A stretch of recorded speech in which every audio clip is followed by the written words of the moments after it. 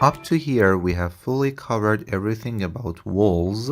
And in the following discussions, first we're going to have a detailed conversation about the families, and then we're going to continue our journey in our project. Why do we want to talk about the families in general and go to their dominion? Because we need to be familiar and accustomed to the families, and whatever we want to do, we need to use the family and we are bound to it. Even up to here, you saw that we went to the family platform several times and we made the profile, a level, the head related to the level or some, other stuffs there. Even until now, we needed to use the family for the walls, but I did my best not to use the family because at first allow me to explain the family itself, then we are going to talk about them. For example, in order to build a panel using glassy walls in here, we can build different kinds of panel and use them here with different designs like slim or whatever we wish to use. Or for this slanted wall here, we said that for arc-shaped walls, we can't use the edit profile for them. We can only create wall opening for them here. Maybe I want to have a circular opening here or to have a polygon opening. I have to know many things about the family. So first, we're gonna have a detailed discussion about the family. So what is family here anyway? If I want to simplify that, what a family is, and to have a standard definition for it, we can say that a family is made up of a group of elements with a combination of similar characteristics that we call them parameter. For example, this wall here, which has different layers, is a component. It's a compound wall which has made up from different elements that has some similar characteristics which we know them as parameter. For example, each one of these items are considered as a parameter: material, thickness, wrap, structural, and function. So what is a family? A family is a complex of elements which share a similar combination of characteristics that we call them parameter. We can see the changes that we make on parameters in our graphical area. Now, a family can be a combination of different, we can say, types, or it can be from the same family but with the different family types. As an example, you see, what do I mean by this? We can consider it as a, hierarchy. As you can see, I opened the paint as an example to be clear. You see, we can actually categorize this hierarchy into 3 parts. As you can see, this is a line for the first portion, the second, and the third. We have actually 3 parts here. We call the first portion category. Here, this is category actually here that I'm trying to draw. And it's done. I call the second one family. Family type or just family. And I call the final part type. I beg your pardon for the mess here. So, as an example, let me close this first. We go to the project browser here. Then we click on the columns. You see, columns is a category and we open it. Then we click on metric rectangular column, which is a family. And we call this subcategories of this family a type. It means that this type is a family, which is a kind of metric column that we can find it under the title of column category.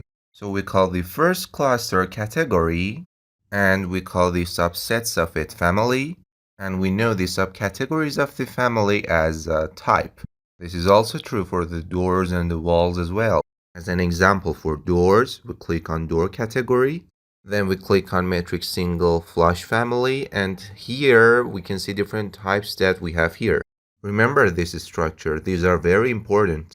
Now in a project we can have different types of furnitures like tables, chairs, and stuff like these, All of these stuff like tables can be categorized under the title of furniture, but they are from different families. And the family itself can have different types. For example, if we click on the components here, then we click on the load family. And since we've chosen the components, we click on the furniture and then we choose the table family here. For example, we choose this table here. This here is one type. We can also choose another type as well, like this. We call each and every one of these a type. Now, the table family has different types that we can find them in the furniture category in here. This shows category, and this shows type, and the table itself is family. So this structure is very important and we have to learn it. Now in Revit, we have three different kinds of families, or we have three sets of families that are very critical for us to learn and understand them. For better comprehension, I will use and write it with model text. The first family inside Revit, which we frequently used it, but we didn't know what it was, and we're learning it right now, is called system family. Let me write it, system families. System family are those families which exist inside of the core of the project and they are not loadable. This means that if we create them in different areas and platforms and save them, we can just load them in each and every project. But they are transferable, or we can create a new type from it. Like what? Like walls. Or we can say like roofs. Let me write it. Or we can say like floors, we can mention floors as well. Or in a construction, we can name some examples like slab, duct, and pipe as well. These are from system family class, and we can say they are from system family kind. So we call all of these a system family. We said that they are not loadable, and this means that if I, for example, choose wall here, in here we don't have any icon named load family that we can load a wall from it. It doesn't exist.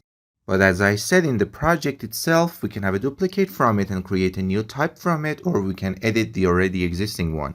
We didn't totally get the whole points back then, but we do now, and this is really good.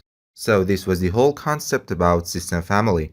Now let me add something extra here in parentheses for you.